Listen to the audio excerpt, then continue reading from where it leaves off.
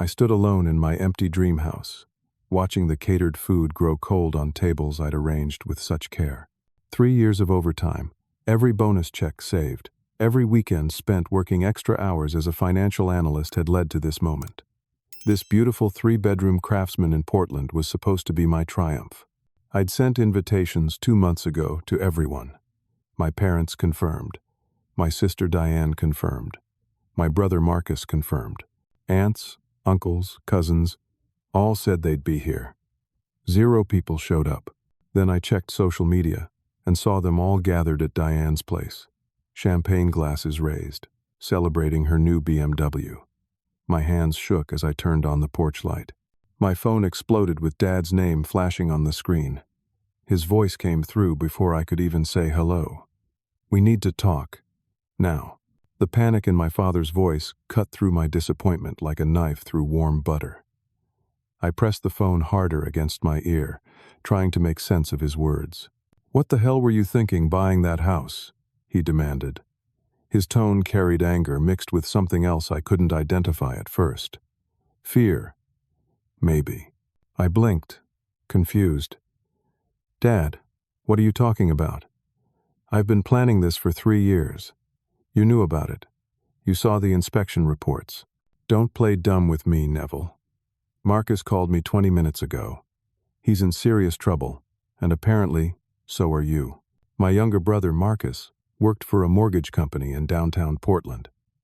He'd been so helpful during my home buying process, answering my questions about interest rates and loan terms. I'd been grateful to have someone in the family who understood the complexities of real estate financing. What kind of trouble? I asked, my voice barely above a whisper.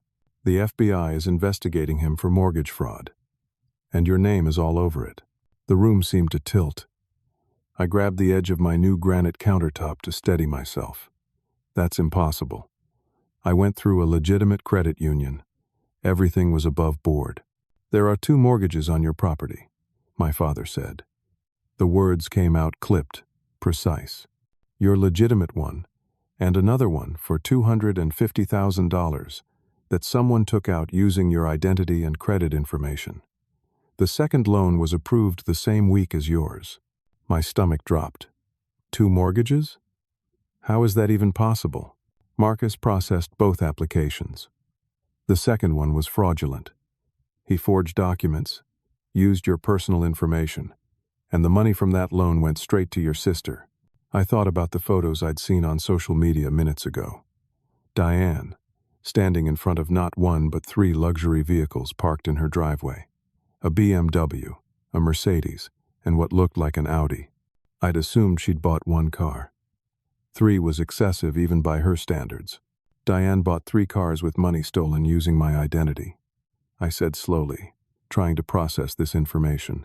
She claims they're investments. Marcus told her he could get her financing for vehicle purchases that would appreciate in value. High-end European luxury cars, limited editions. He said you'd agreed to be a co-signer, because you're family. I never agreed to anything. I didn't even know about this until 30 seconds ago. Well, the FBI doesn't see it that way, my father snapped. They think you and Marcus cooked this up together. And frankly, Neville, your timing looks suspicious. Why did you suddenly have enough money for a down payment on a $300,000 house? Because I saved for 3 years. I have bank statements proving every deposit. The FBI will want to see those. Marcus is terrified he's going to prison. Your mother is hysterical. And you need to fix this quietly before it destroys this family. Fix it? Dad, I'm the victim here. Someone stole my identity. Your brother's. Family handles things internally. We don't air our dirty laundry to federal investigators. The implication hung in the air between us like a toxic cloud. He expected me to take responsibility for Marcus's crime, to protect my little brother from the consequences of committing identity theft against me. So that's why nobody came tonight, I said. You all knew about this. We were at Diane's, celebrating what we thought was legitimate success. Marcus told us you'd helped her get the financing as a brotherly gift. We had no idea it was fraud until an FBI agent showed up at Marcus's office this afternoon. But you came to Diane's party instead of coming here to warn me. My father's silence told me everything I needed to know. Family comes first, Neville. You'll do the right thing. We'll talk more tomorrow when you've had time to calm down and think clearly. He hung up before I could respond. I stood in my beautiful new kitchen, surrounded by cooling appetizers and unopened wine bottles, trying to comprehend what had just happened. My brother had stolen my identity. My sister had knowingly benefited from that theft. My parents were pressuring me to cover it up, and I was now liable for a fraudulent loan of $250,000 that I'd never agreed to take out. My credit would be destroyed. The house I'd worked so hard to buy could be seized. And instead of celebrating the biggest achievement of my life, I was facing potential federal charges. I looked around at the home I'd fallen in love with the moment I walked through the door 6 months ago. The original hardwood floors, the craftsman details, the built-in bookshelves I'd already imagined filling with my collection, the backyard, where I'd planned to plant tomatoes next spring. All of it was suddenly at risk, because my own family had betrayed me. I barely slept that night. By 6 in the morning, I was sitting in my car outside the police station, waiting for the doors to open. I'd printed every document I could find. My legitimate mortgage paperwork, 3 years of bank statements showing systematic savings, pay stubs proving my income, email correspondence with my credit union. When Detective Angela Hartley called my name in the waiting area, I felt a small surge of hope. She seemed professional, kind even, mid-40s with sharp eyes, and an expression that suggested she'd seen everything. We sat in a small interview room. I spread my documents across the table. I need to report identity theft, I said. My brother used my personal information to secure a fraudulent mortgage on my property. She listened carefully as I explained everything. She took notes, asked questions about Marcus's job, about Diane's cars, about the timeline of events. Her demeanor was sympathetic, concerned. Then something shifted. Mr. Hartwell, can you walk me through your financial situation before purchasing the house? I explained my salary as a financial analyst. $68,000 annually. Not wealthy, but comfortable. And your down payment was how much? $45,000. She made a note. That's quite a bit of savings on your salary, especially in a city as expensive as Portland. How did you manage that? I lived frugally. Roommates until last year. No car payment. I packed lunches. I showed her the bank statements. Every deposit is documented. Detective Hartley nodded slowly, but her expression had changed. She pulled out a folder I hadn't noticed before. Here's what concerns me, Mr. Hartwell. Both mortgage applications were submitted from the same IP address, your home computer. That's impossible. I only submitted one application. She slid a printout across the table. Technology forensics don't lie. Both applications came from your laptop at your previous address. Same device. Same login credentials to the mortgage company's portal. Marcus must have used my computer when he visited. He was helping me understand the process. Detective Hartley pulled out more papers. Your brother has provided us with email correspondence. In these messages, you explicitly ask him to help you secure additional funding for your home purchase. I grabbed the papers. The email address was mine, but I'd never written these messages. These are fake. He fabricated them. They came from your email account. He must have hacked it or forged them somehow. I never sent these. She showed me another document. Text messages between you and your sister. You discuss buying luxury vehicles as investments that you'll profit from. I stared at the screenshots. My phone number, Diane's number. Conversations I'd never had. This is all manufactured, I said, hearing the desperation in my own voice. They're framing me. Your parents provided a statement yesterday evening. They say you'd been acting strange and secretive about money for several months before the home purchase. Mood swings. Evasive answers when they asked about your finances. Because I wanted to surprise them with the house. I didn't want them worrying about whether I could afford it. Or because you were running a mortgage fraud scheme with your brother. The room felt like it was closing in. No. Absolutely not. I'm the victim here. Detective Hartley leaned back in her chair. Here's what it looks like from our perspective, Mr. Hartwell. You and your brother worked together to fraudulently obtain a second mortgage. The money goes to your sister for luxury vehicle purchases. When the FBI investigation starts, you suddenly claim you're a victim, and your family is framing you. It's a convenient story. It's the truth. Can you prove you didn't send those emails? Can you prove I did? The burden of proof is on the prosecution. But I'll be honest with you. This doesn't look good. Your brother is cooperating with investigators. He's willing to testify that you approached him about the scheme. He's lying to save himself. Maybe. Or maybe you're lying to save yourself, now that you got cold feet. She stood up, signaling the interview was over. Don't leave town, Mr. Hartwell. We'll be in touch. I left the police station feeling worse than when I'd arrived. Instead of filing a report as a victim, I'd somehow become the primary suspect. My attempt to do the right thing had backfired completely. I called 3 attorneys that afternoon. The consultations were free, but their assessments were identical. Defending against federal mortgage fraud charges would cost at least $75,000. Money I didn't have. My savings were gone, spent on the down payment. My checking account had maybe $3,000. By evening, my bank had frozen my accounts pending the investigation. My mortgage company sent a certified letter threatening foreclosure proceedings on both loans. The fraudulent loan I'd never taken out, and the legitimate one I could no longer pay because my money was frozen. I sat in my dream house as the sun set, realizing I'd lost everything in less than 24 hours. My savings, my access to money, my reputation, possibly my freedom, and my own family had orchestrated all of it. 3 days crawled by in a fog of anxiety and sleepless nights. Then my mother called.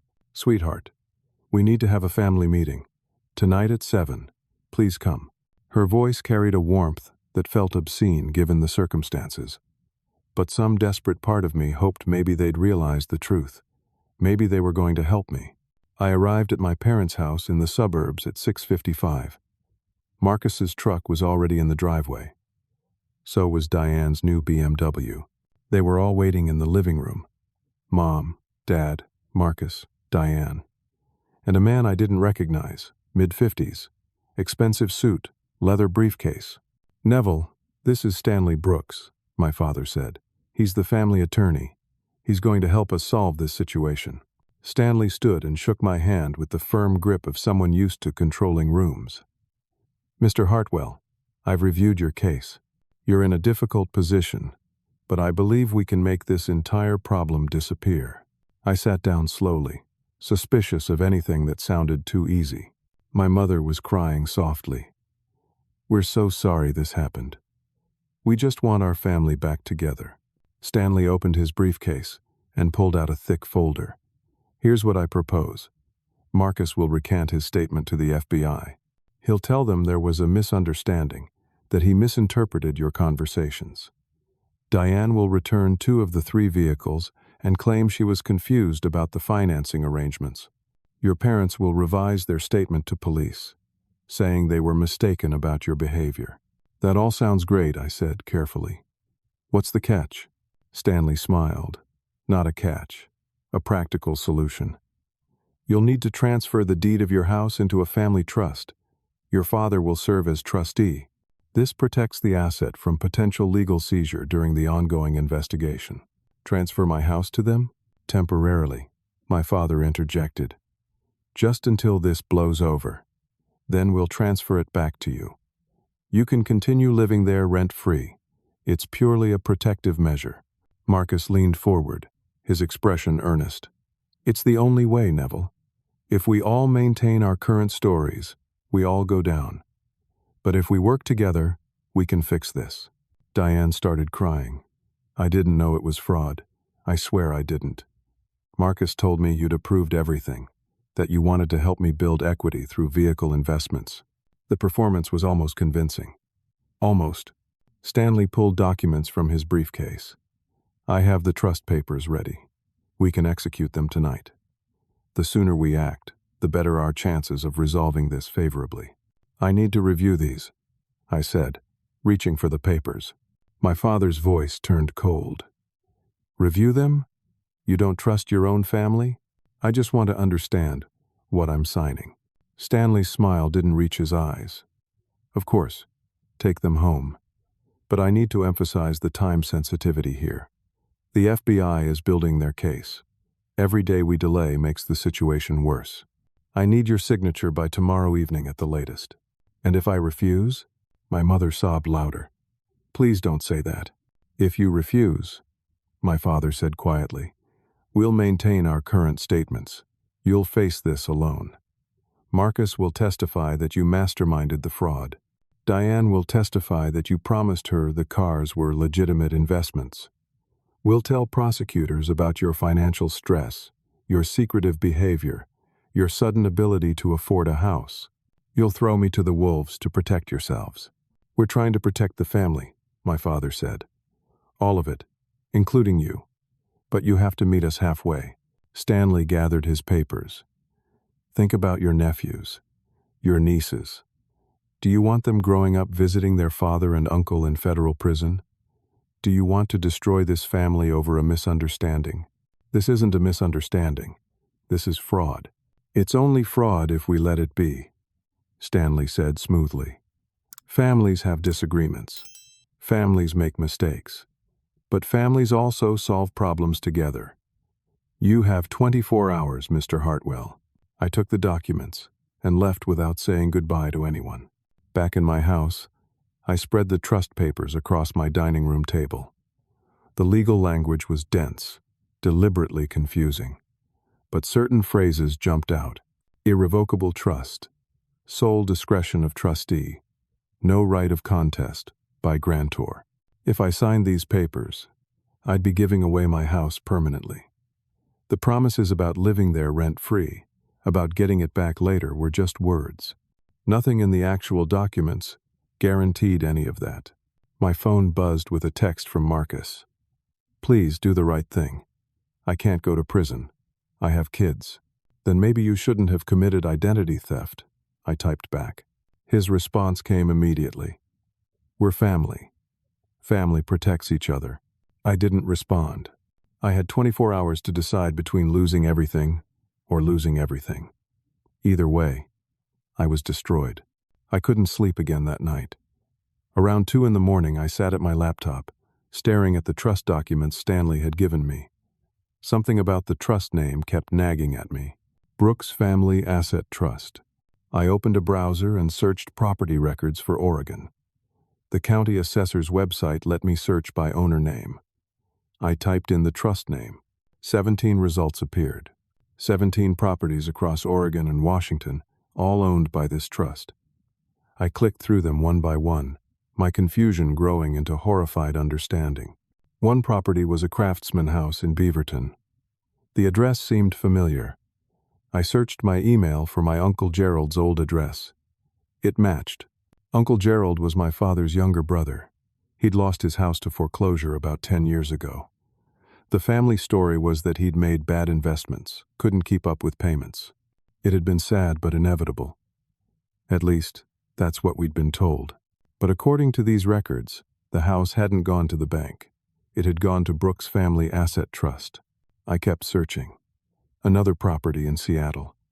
I recognized that address too. It belonged to my cousin Jennifer, my mother's niece. She'd owned a small commercial building that housed her catering business. 8 years ago, she'd had to sell it due to tax problems.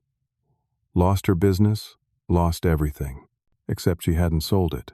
The deed showed a transfer to Brooks Family Asset Trust. I found news articles in the archives of local papers. Uncle Gerald's foreclosure had been mentioned in a brief community section piece. I found a longer article about Jennifer. Local business owner loses property in tax dispute. The article quoted her as saying she'd trusted family to help her restructure, but somehow lost the building in the process. Another property belonged to someone named Harold Winters. I searched that name with my father's. Found a photo from 15 years ago. Dad and Harold at a fishing tournament, arms around each other's shoulders, both holding trophy base. The caption identified Harold as lifelong family friend. I found Harold's obituary from 7 years ago. Beloved friend and outdoorsman. In lieu of flowers, donations to local wildlife fund. His waterfront cabin in southern Oregon now belonged to Brooks Family Asset Trust. The pattern was undeniable. Stanley Brooks and my father had been running this scheme for over a decade. They targeted family members and close friends who acquired valuable assets, created fake financial crises or legal problems, pressured the victims to sign over property temporarily to protect it from creditors, tax issues, or legal troubles. The properties never went back. They stayed in the trust, were rented out or sold, and Stanley and my father split the profits. I found rental listings. Uncle Gerald's former house rented for $3,000 a month. Jennifer's commercial building leased for $5,000 monthly. Harold's cabin was a vacation rental at $400 per night. I did the math. 17 properties. Conservative estimate of rental income. Over the past decade, they'd stolen approximately $4 million in real estate equity and rental income. Marcus and Diane weren't masterminds. They were accomplices in a much larger operation. My hands shook as I clicked through more documents. Then I found something that made my blood run cold. A deed transfer dated 3 weeks ago. My house. My beautiful Craftsman that I'd closed on just 6 weeks ago. The property was already titled to Brooks Family Asset Trust. Marcus had forged transfer documents, filed them with the county. My house hadn't been mine for weeks. The family meeting, the tears, the promises, Stanley's trust documents, all of it was theater. They already owned my house. The 24-hour deadline wasn't to get my signature on transfer papers. It was to get my signature on documents that would waive my right to contest the fraudulent transfer. I was already robbed. The meeting tomorrow was to make the robbery permanent and legal. I looked around my house. The house I'd saved for 3 years to buy. The house I thought was my future. I'd never actually owned it. Not really. Marcus had stolen it from me before I'd even finished unpacking, and I was still facing fraud charges. Still had frozen bank accounts. Still had no money for an attorney. They'd taken everything and framed me for the crime of being their victim. I had nothing left to lose. I didn't call to confirm I was coming to the family meeting. I just showed up at 6:45 the next evening with a banker's box full of printed documents, property records, news articles, rental listings, deed transfers, everything I'd discovered the night before. They were all there again. Same positions, same roles. Mom crying, Dad stern, Marcus nervous, Diane looking anywhere but at me, Stanley Brooks with his expensive briefcase and cheaper soul. I set the box on the coffee table with enough force that everyone jumped. I know what you've done, I said. All of it. Uncle Gerald, Cousin Jennifer, Harold Winters, 17 properties over 12 years, $4 million in stolen real estate. The room went silent. My mother's crying stopped abruptly. Stanley recovered first. Neville, you're clearly under tremendous stress. Perhaps we should postpone this meeting. I pulled out property records and threw them on the table. These are county records, public information. You've been running a real estate theft operation for over a decade. You create fake crises, pressure family members to sign over property temporarily, and the property never goes back. My father's face hardened. You're having a mental breakdown. The stress is making you paranoid. Mom touched my arm. Sweetheart, none of that is real. You're connecting things that aren't connected. We're worried about you. Stanley stood smoothly. Son, you're clearly in crisis. I think we should get you psychiatric help. This kind of paranoid delusion is serious. Marcus suddenly lunged for the documents. These are private family matters. I pulled them away. Private? They're public records. Anyone can access them. Diane lifted her phone. She was recording. He's being aggressive. This is scary. Give me those papers, Marcus demanded, his voice rising. No. He grabbed my arm. I pulled away. He shoved me hard. I pushed back instinctively. Marcus fell backward into the glass coffee table. It didn't break, but he landed hard, crying out like I'd attacked him with a weapon. "He attacked me," Marcus screamed. "He's completely out of control. He's lost his mind." My father tackled me from the side, using his full weight to pin me to the floor. The documents scattered everywhere. Stanley already had his phone out. 911? Yes, I need police immediately. Family member having a violent psychotic episode. He's attacked his brother. We're trying to restrain him, but he's dangerous. "Stop," I shouted. "This is insane. They're framing me again." Mom gathered up all my documents, shoving them into the fireplace. Dad held me down while she burned the evidence. Police sirens outside. They'd arrived impossibly fast. Almost like Stanley had called them before I'd even shown up. 3 officers came through the door. My family all started talking at once, giving a coordinated story. I came over ranting about conspiracy theories, became violent, attacked Marcus without provocation. They tried to calm me down, but I was out of control. Diane played her video. It showed only the moment I pushed Marcus, carefully edited to exclude him shoving me first, to exclude any context. Marcus showed the officers minor bruising on his arm and back, refused medical transport but insisted on photographs for evidence. I tried to explain about the property records, the theft scheme, the fraud. The officers looked at me with pity and suspicion. Detective Angela Hartley arrived within 15 minutes. She took one look at the scene and shook her head. "Mr. Hartwell, you're under arrest for assault. This supports our theory about you," she said quietly as she handcuffed me. "Mentally unstable, capable of fraud, during a manic episode. This behavior, these paranoid accusations against your family, it all fits the profile." "They're stealing houses," I said desperately. 17 properties, $4 million. Please, just look at the county records. Your family says you've been making these claims for days, that you're having some kind of breakdown. Because it's true." She walked me to her patrol car. At the station, they booked me, took my photo, fingerprinted me, put me in a holding cell. Bail was set at $50,000. I couldn't pay it. They assigned me a public defender named Tommy Fletcher. He was maybe 28 years old, exhausted, carrying a briefcase stuffed with folders from dozens of other cases. "Mr. Hartwell, I've reviewed your charges. Assault, plus the mortgage fraud investigation. If this goes to trial, you're looking at 15 years minimum. I didn't commit fraud. I'm the victim. Unfortunately, the evidence suggests otherwise. And now you've assaulted a family member while making paranoid accusations. That doesn't help your case." He slid a paper across the table between us. "The prosecutor is offering a plea deal, 7 years in prison, full restitution of $400,000, mandatory psychiatric treatment." $400,000? For a fraud I didn't commit? The fraudulent loan amount, plus penalties and fees. It's actually a generous offer given the circumstances. "This is insane," Tommy Fletcher shrugged. "The alternative is going to trial. Your family will testify against you. The financial evidence is damning. Your recent behavior demonstrates instability. A jury will convict you, and then you're looking at 20 years, maybe more.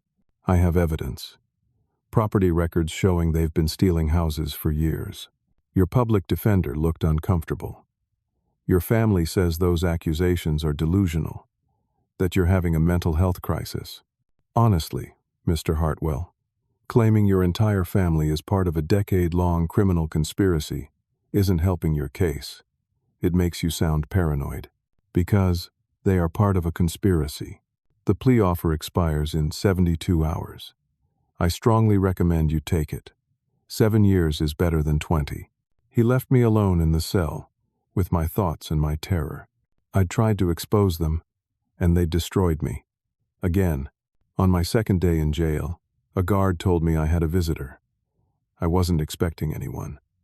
My family certainly wasn't going to show up.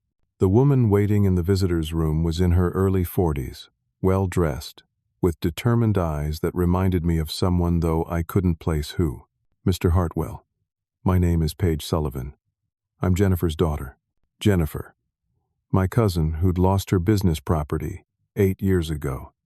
The name clicked into place. This woman had Jennifer's eyes. My mother died 3 years ago, Paige said without preamble. She spent her last years believing she'd failed our family. Lost her business, lost everything. She never recovered emotionally or financially. Depression, health problems. She was 54 years old when she died. I'm sorry, I said quietly. I didn't know. Nobody knew how much it destroyed her. But I knew. And after she died, I started investigating what really happened to her property. She kept journals, boxes of documents. She was suspicious toward the end, but too broken to fight. Paige pulled out a folder. My mother recorded phone conversations with Stanley Brooks. Secretly. She kept every email, every document. She knew something was wrong but couldn't prove it. I leaned forward. What did she have? Evidence that the tax crisis was manufactured. Stanley Brooks filed false tax liens against her property, using forged documents, created an artificial emergency, then offered to help by transferring the building to a trust temporarily. She signed the papers, believing she'd get it back once the tax issues were resolved.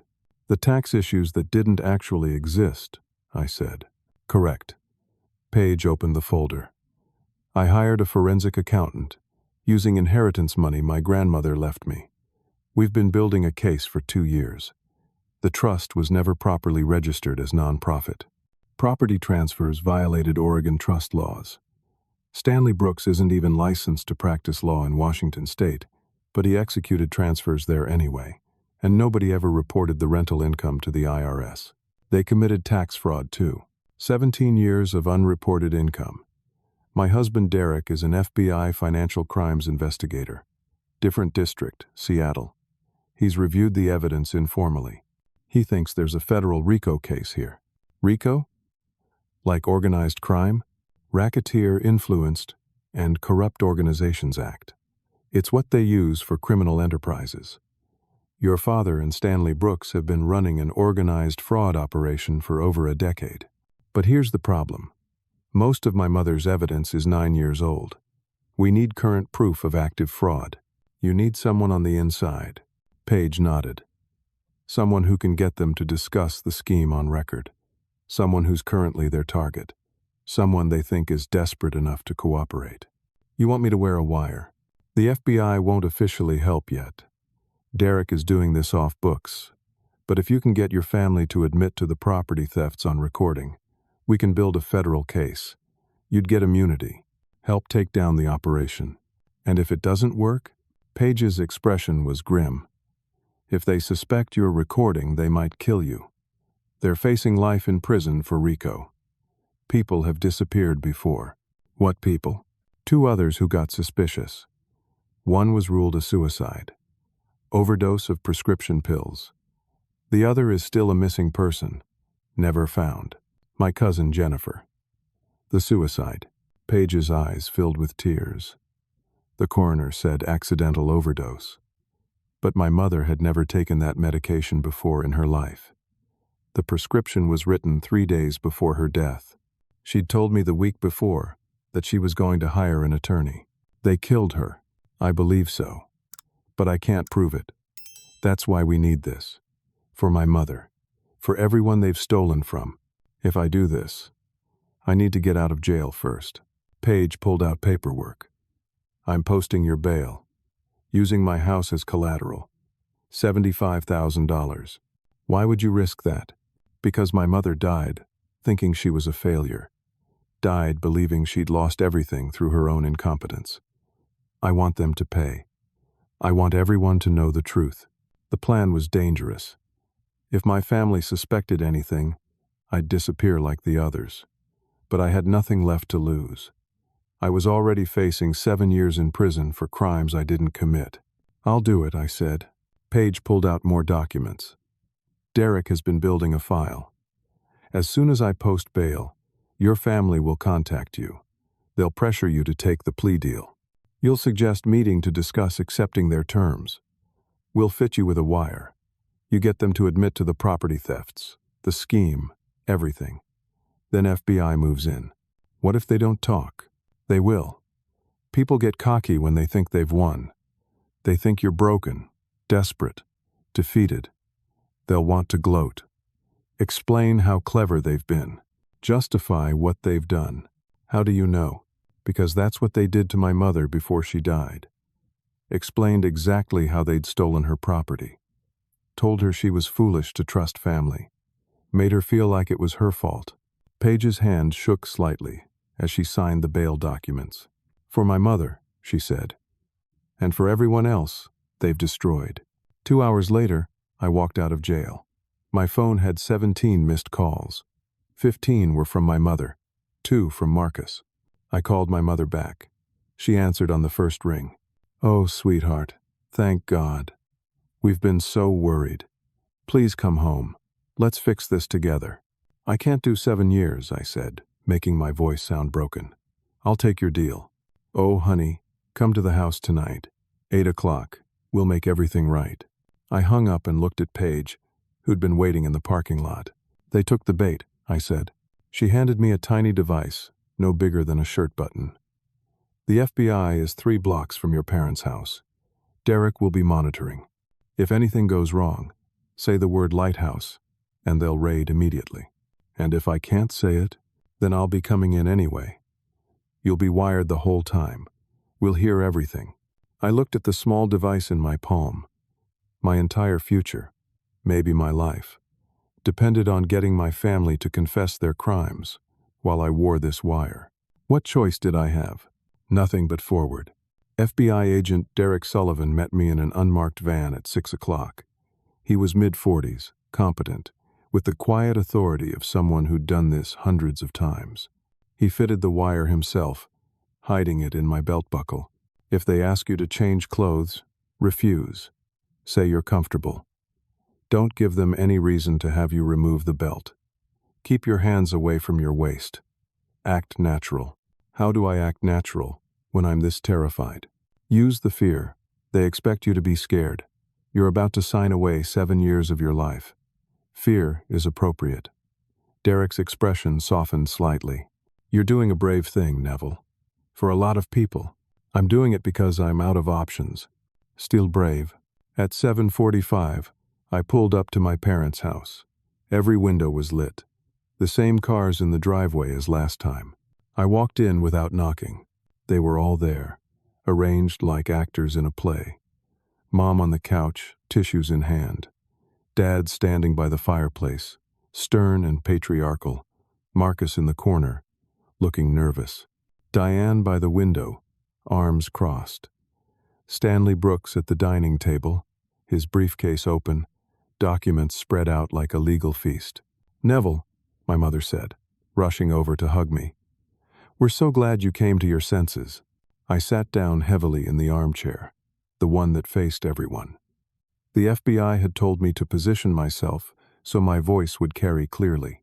I can't do 7 years in prison, I said. My voice broke authentically. I can't. You won't have to, my father said. Sign the papers Stanley has prepared. Accept the plea agreement. This all goes away. I looked at Stanley. These papers, they're just for the plea deal? Stanley's smile was practiced, professional. These are the plea agreement documents, and a few additional items to ensure everything is properly resolved. What additional items? Just formalities.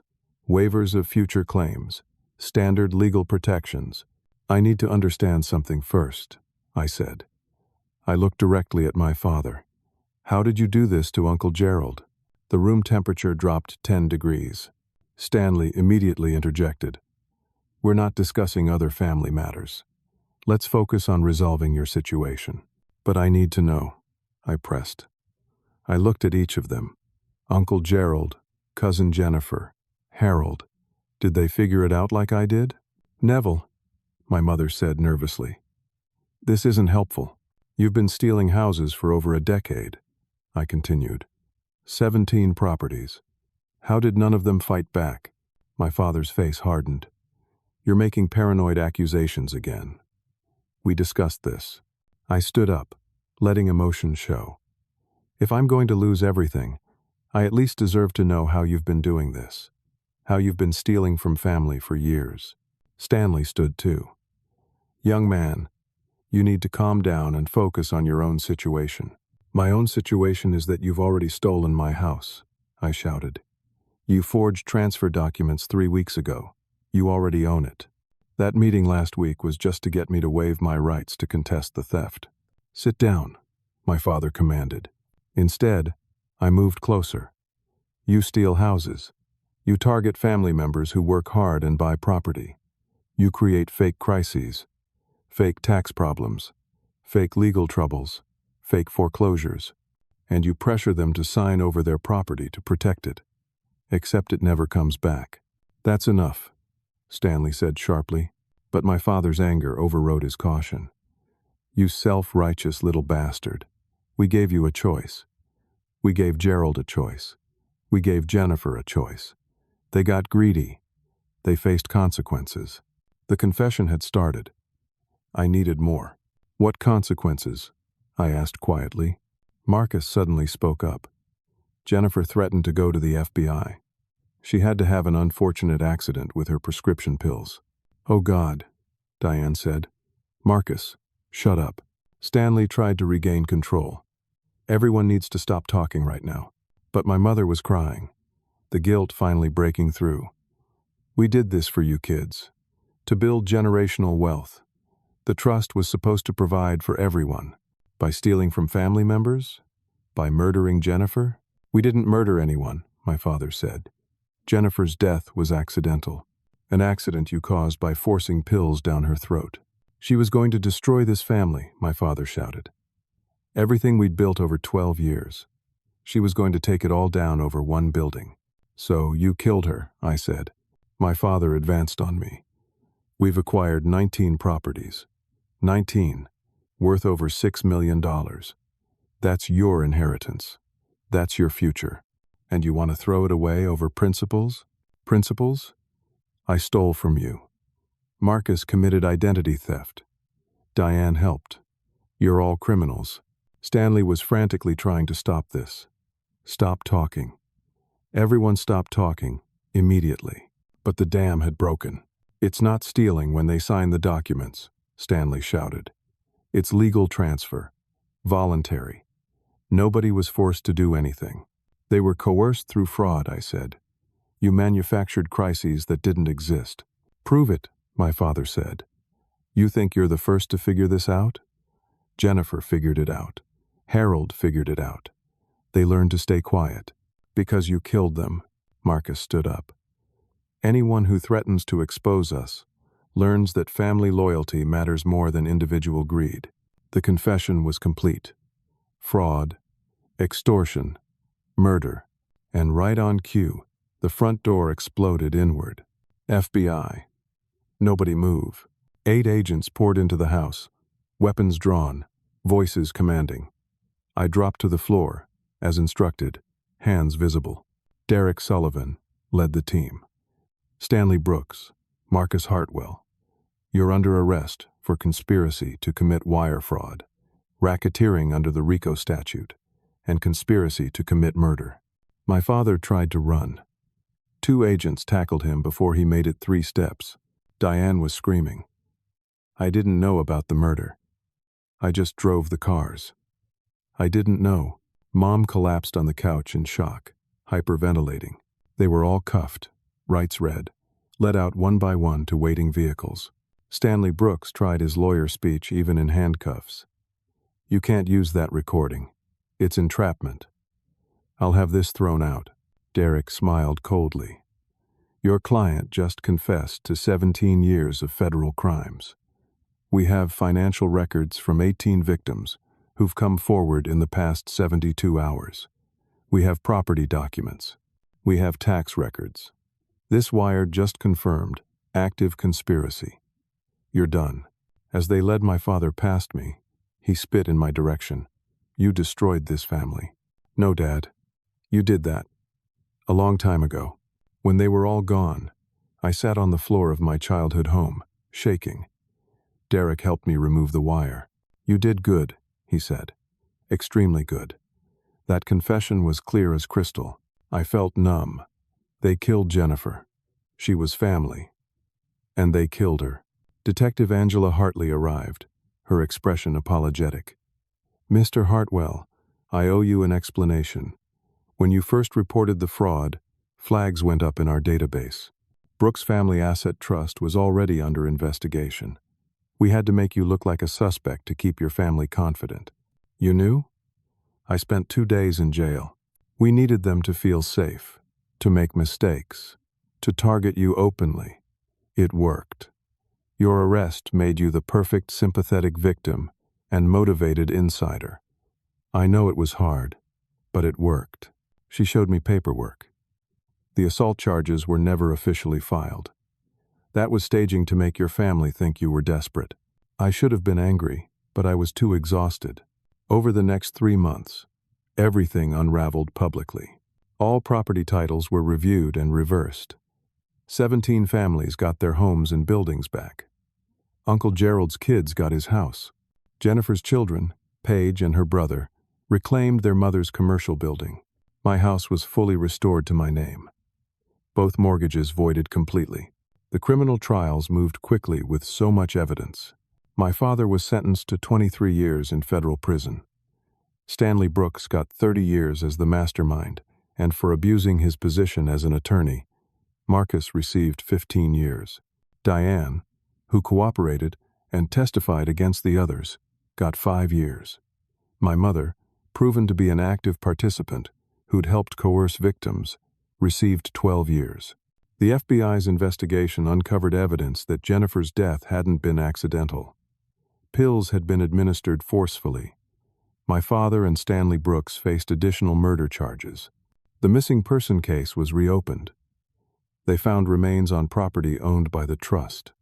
Harold Winters hadn't died of natural causes either. The final tallies were staggering.